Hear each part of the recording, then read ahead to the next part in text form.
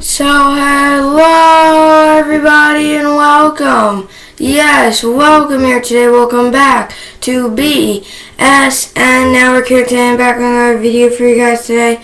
Hope everybody had a good rest of their Wednesday. It is Thursday. Yes, it is Thursday. It is Thursday. It is Thursday. By the way, everybody, if you didn't see Tuesday's pod, it is up. I did post it up yesterday. I don't know if you only watched yesterday's pod, but if you didn't see Tuesday's pod, then come watch it because it's up. Obviously today we got NBA, we got NHL, we got Cavs versus Warriors, Terrell Owens, and Knights versus Capitals. So that's what we got today. So let's get into it here today. Cavaliers go down again. They go down again. I'm not even going to explain it. I'm not even going to talk about this.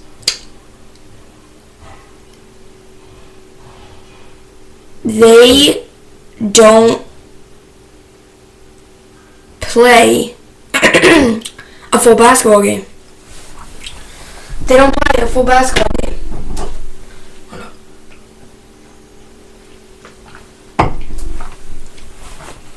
They don't play a full basketball game.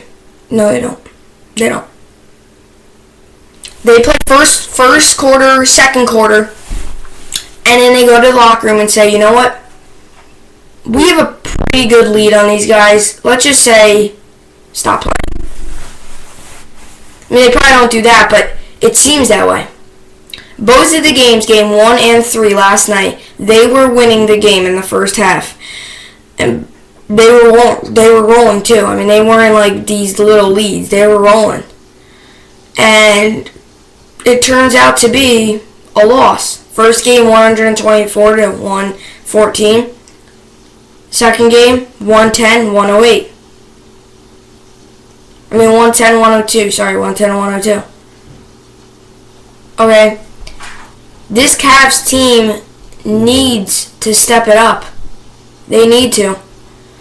They could have won 2 games here. They could have won game 1 and they could have won game 3. And you know what that means? Instead of the Warriors being up 3-0, they're up 2-1. That's all I can say.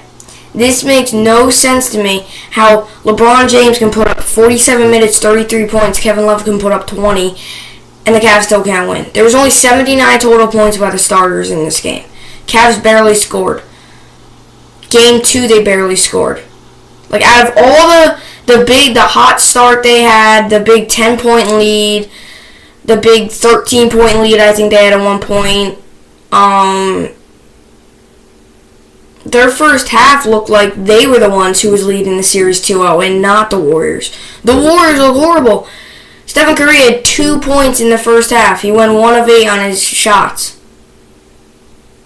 KD, though, picks up the team.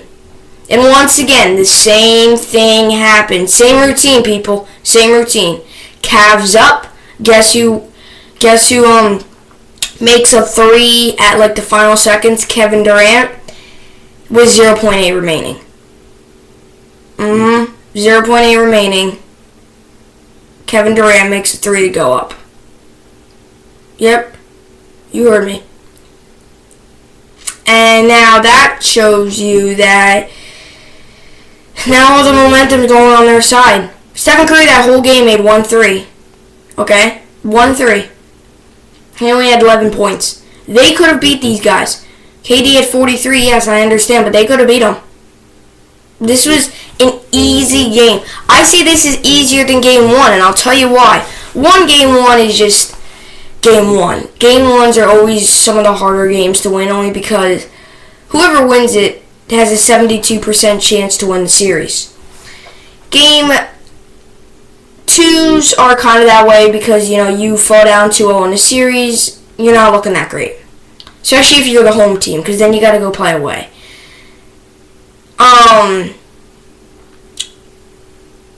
They should have won. I mean, this was just how game 1 went. They could have been up 2-1 in the series. They could have. This is the funny part. Okay, yes, I know they're hot start. Yes, I understand. I saw the game. Trust me, I watched the game, people. I saw the hot start. It was a great hot start. I watched the game. I saw it. The problem with their hot start is, even though they were hot in the beginning, they really did not stay hot. Okay, they were hot in the beginning, but then after, it was like, not so much they struggled, but they weren't like the first 3 minutes of the game. First 3 minutes of the game, they got like 14 points, and the Warriors had 4. I mean, the first 3 minutes of the game was Cavaliers. First 2 drives of the game up court, they had 2 threes. One by Kevin Love to start off the game, and one by JR. And I'm sure that felt good by JR, but Cavs here, even though LeBron can put up 47 minutes and 33 points, they can only get 79 points by their starters. And you know what I also thought was going to be a key to win this game? 1, that they were home. 2, that they're hot start. And 3, that LeBron in the first half did not, I mean, he had 14 points. He did not really shoot, and which was good. That might have been set up, and I'll tell you why. Because they might have want LeBron to be all ready for the second half. And you can kind of tell he probably was all ready for the second half because he had 33 points. He ended the first half with 14, so you have to think he probably came out in that second half. I can't do math. I don't know, what is it, 19 points? 19. Yeah, it would be 19 points. So he came out and scored 19 points. So technically that shows that they were probably setting that up to get LeBron more assists in the beginning. I mean, he had 11 assists, 10 rebounds. He had a triple-double, this guy. He had triple-double. But yet his team still can't win a game. And this is just going to show you, I think after this game, it really shows you that LeBron's going to want to be gone. He's going to be out. He's going to be out. By the way, yesterday, 4 big sources out there came out that LeBron will be going to the Los Angeles Lakers next year. And what did I say? I said on my little list that he will be going. So this could be something, although if the Cavs get swept in this series, you'll probably see LeBron go to a team like a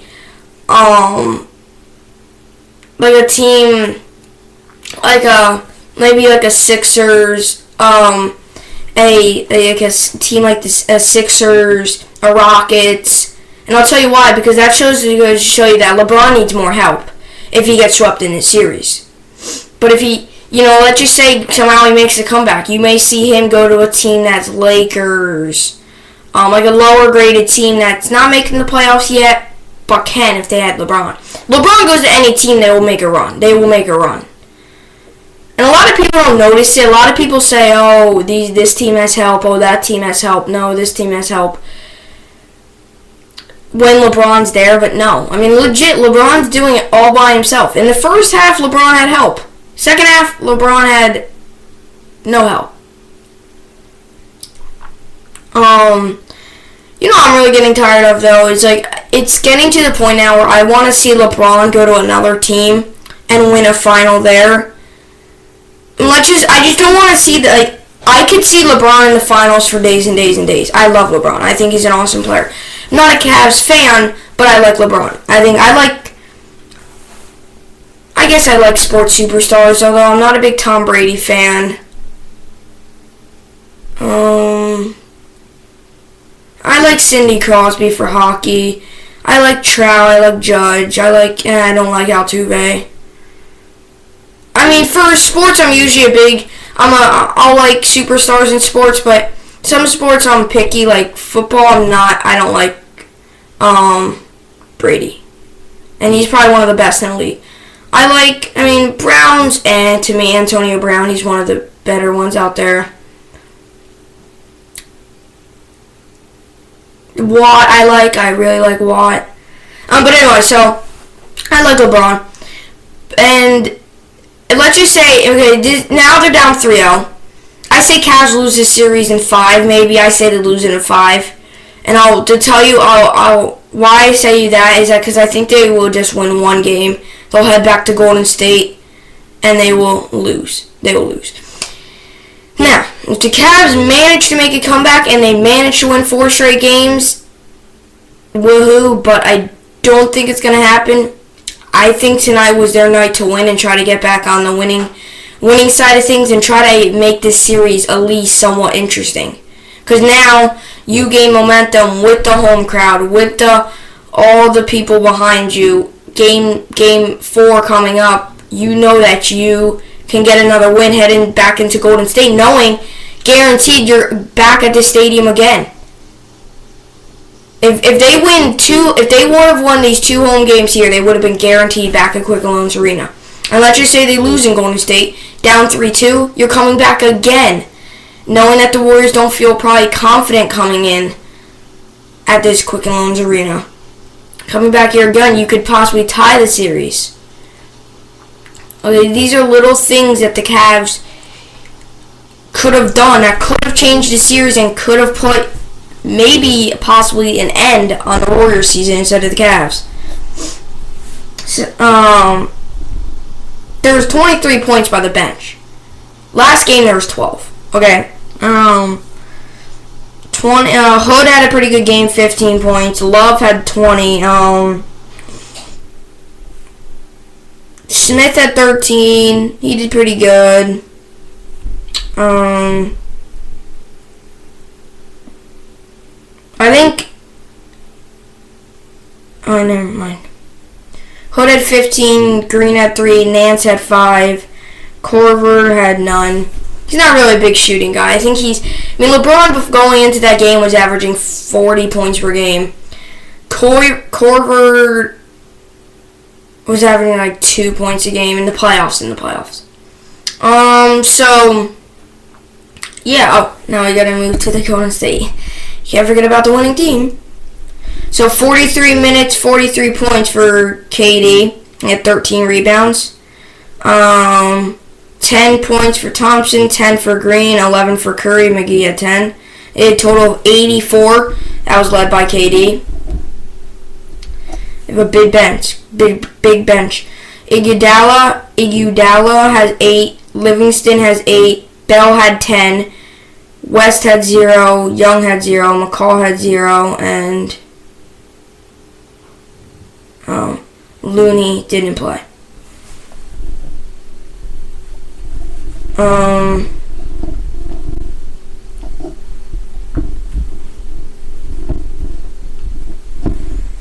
So, yeah, they total for 26 points. Their bench total for. So 43, 84 points by their starter.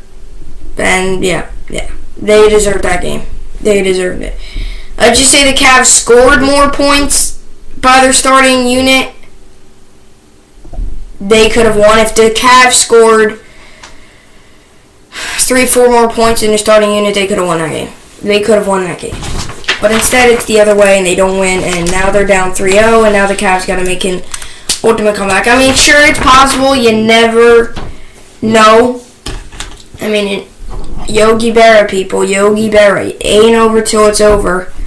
One of the best sayings I think is out there, besides MJ has a really good saying. It's a motivational saying. It's like, you have like, I don't even know, like, geez, you have like,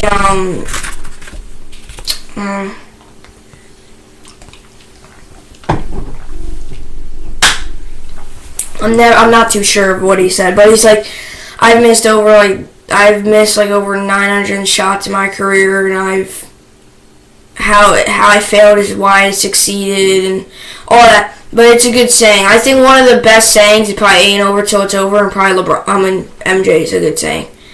For like the two big sports. I mean, there's some sayings out there for like, football has some good sayings, hockey has some good sayings. Wayne Gretzky, you miss 100% of the shots you don't take. But anyway, so now we move on to Terrell Owens, T.O. Well, can't believe I would be talking about Terrell Owens, but it's possible. It could be happening. and I'm not just talking about him because I feel like talking about him, it's possible that Terrell Owens, if you don't know him, you probably would know Terrell Owens, only because he's a Hall of Famer and he's a great player. But anyway, so he's played with the Niners,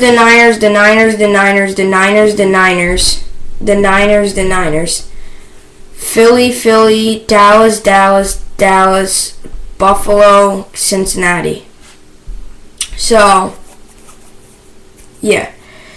So, Terrell Owens is a Hall of Famer. Right? He's a Hall of Famer. He's a great player. I mean, he's been probably one of the best players you will ever see in the sport. Problem with Terrell Owens is the problem that Westbrook kind of has, is not really Westbrook, but you can compare Terrell with Beckham, not stats-wise, but just how their attitudes are. Beckham has one of those attitudes where it's my way or no way. It's, I don't get the ball, I'm not playing. I'm not playing that much in a game, I'm not going to play at all. It's kind of one of those things.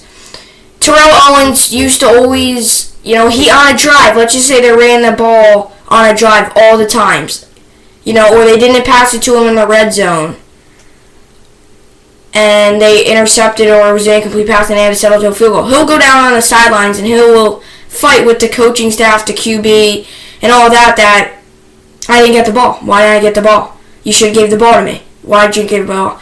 He has a very attitude like Beckham. Yeah, he's not on the sideline hugging kickers' nets. No. I don't even know if they were around. No, they probably were around by his time. He started his career in 96, and he ended it in 2010, so he probably kicker's net. But anyway, he probably wasn't hugging kickers' nets. No. But he was doing things that Beckham will do. Beckham doesn't get the ball. Beckham gets in a fight with Norman. It's these little things. I think Terrell Owens is a great player. I've always thought he was a good player. I've seen him play in videos. I've seen some great catches by him. Obviously, he's a Hall of Famer. And when I was looking up stuff yesterday, notes and stuff, I saw when you go online, you see you scroll down to look at their all their career stuff and like that, and you always see his Twitter. So I didn't press on it. I just saw it from the out. I just saw a little bit of it, and it was can I make the Hall of Fame twice? So it really kind of leaked out the way that he could be going. You also look on his news. He says that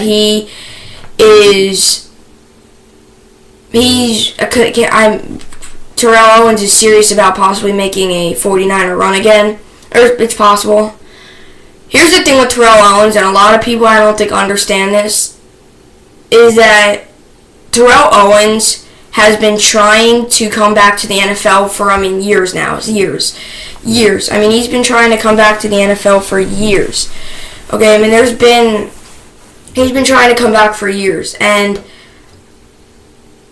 I think here that he can make a comeback. The guy is 44 years old, but he doesn't look a day over 20. The guy is 44 years old. You should see him. He keeps himself in great shape. That guy. Oh my gosh, I think he's bigger. I think he's bigger than maybe some of the NFL players that are playing right now actively in the NFL. I think he's bigger than some of them. This guy is bigger. I saw him on a show a few days ago, and he was in a suit, and it was the suit. Well, he wasn't in a suit. He was in a collared shirt.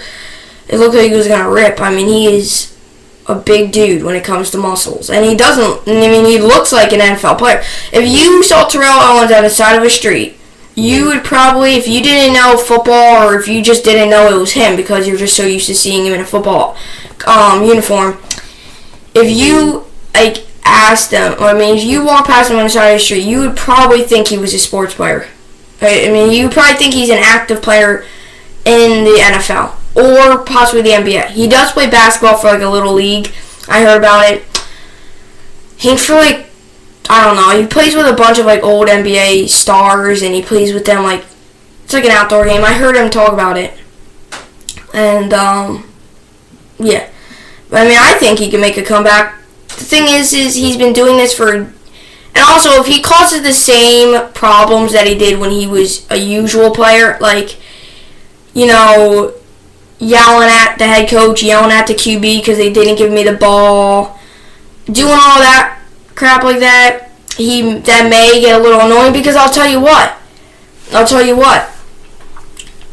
Jimmy Garoppolo, if he does go to the Niners, I don't think Jimmy Garoppolo is going to want to deal with that. It's his first year, okay? And I don't think, if Garoppolo wants to be a good QB, he's got to make sure that he doesn't want to be under the pressure to pass to this dude all the time. Let's just say Terrell Owens does make a comeback. How many years he's going to play? How many years? You're saying possibly, maybe he does join this year. You're saying 44, end of this year, 45, 46. I mean, you're saying 3 years is 47 years old. I mean, that's old. I know Tom Brady said he can play to 45, and I know there's a above 40-year-old in the NFL right now, and that's Tom Brady. But he's 44, and it's a little tougher to be.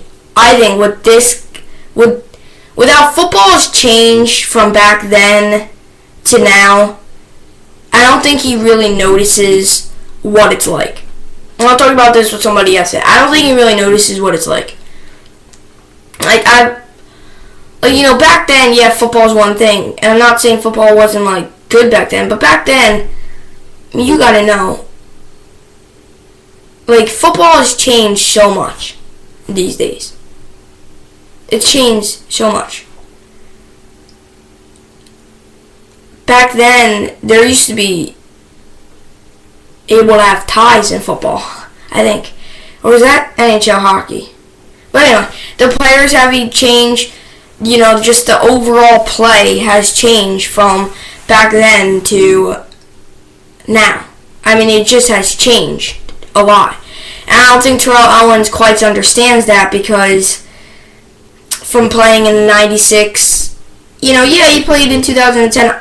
I don't know. He's been talking about this comeback. He never officially retired. But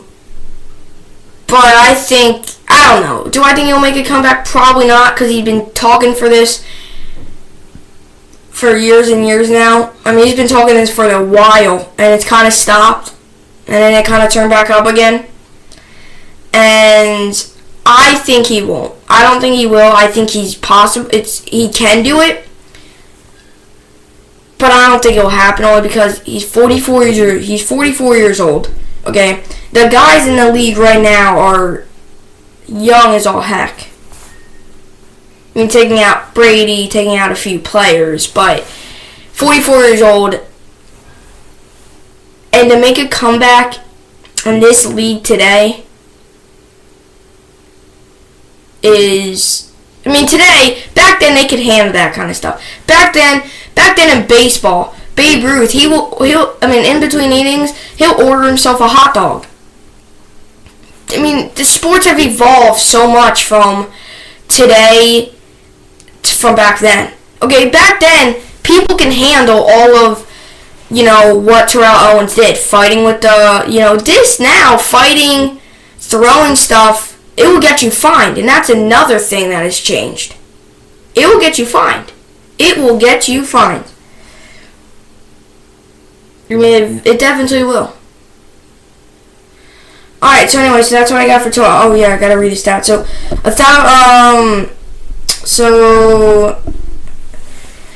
He has 1,078 receptions, 15,934 receiving yards, yards per reception 14.8, and receiving TDs 153. And his yards per game was 72.0. So, this guy was a very, very great player. Doing things like what he did. Like when he spiked the ball into the center of the Dallas Star. When he did things like that. Now that's going to get you fined. Now that's going to get both players fined. Now it's just a totally different league. Some things that he did back then, some things that all sports players did back then, today will get you fined. Also the, instant replays change. I think Terrell Owens may get mad at that because if he calls a touchdown and, I think just overall it has changed since Terrell Owens has played. And I would love to see him back because I'll tell you what, he's a great player. But do I think it's going to happen? It's really going to be hard. It really will be. It really will be. To make any comeback. You saw MJ try to do it. Yeah, he played with the Wizards for 1 year. It's not the easiest thing. It's hard to make comebacks. You saw the best of them try to do it.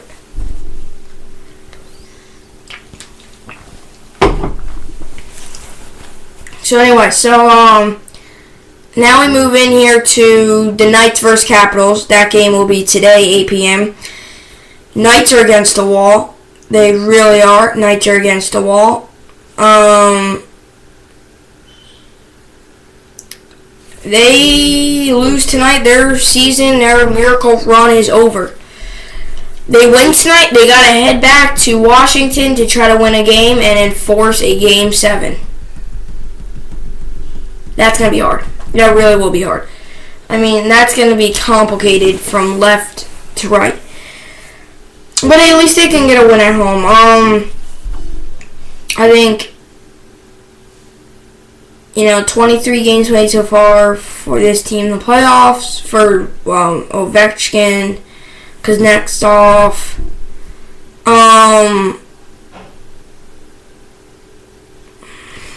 Vegas here.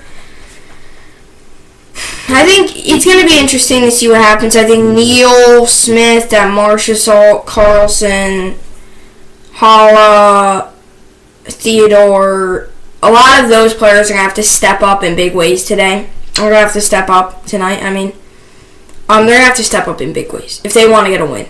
And I will be watching the game, so tomorrow I'm prepared to talk about it. I think they can step up and get a win.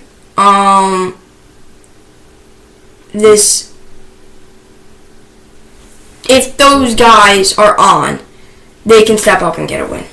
I say Knights tonight win this game 2-1. They head to Capitals, and then I'll talk about the rest then. So anyway, now we move into Yankees and the Mets. NBA plays Friday again, and then NHL obviously plays tonight.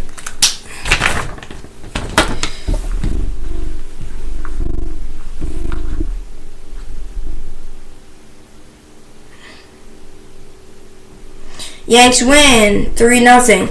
I watched a little bit of the game. I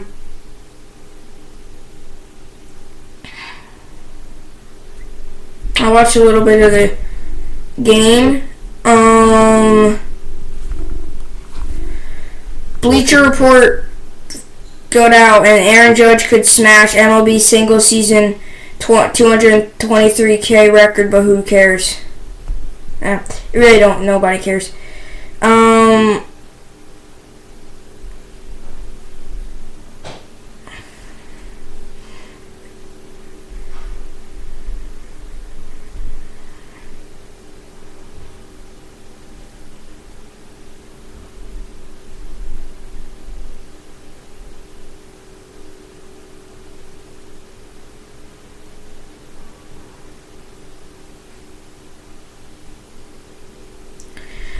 So Judge hit a 2-run bomb, and I guess a young fan that got it in the stands in batting practice got it again.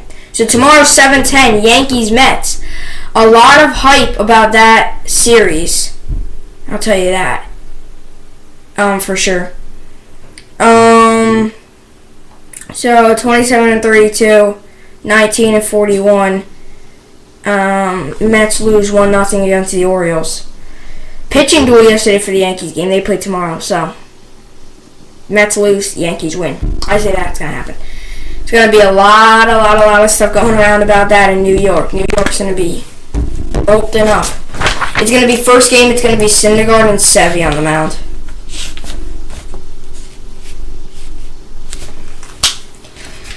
A lot of hype about that series. I'm excited. I'm always excited to see this series.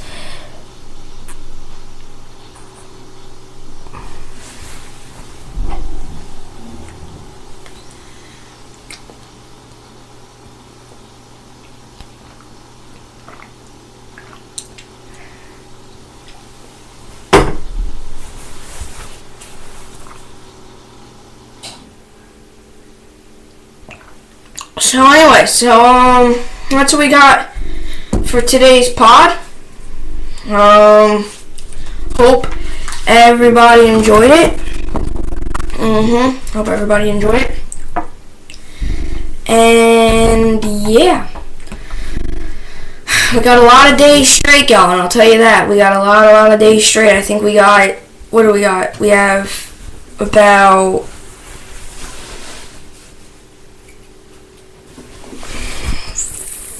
30-something days straight. I can go back to where our video was. It wasn't the first video of B Sports Network. Because I'll tell you what, when B Sports Network first started, I was having a really tough time getting pods in because I would come home, make them, I would have no time.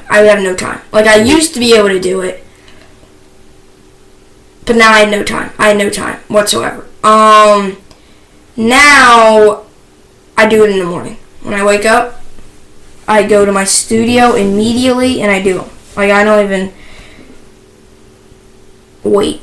I mean, I just get home. I do my notes to pods because after, like, right when I stop this pod, I will start probably doing notes for tomorrow. Probably will.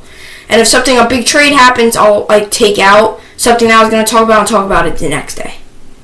So, yeah.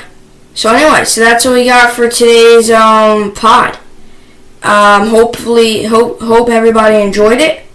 And like always, thanks for watching.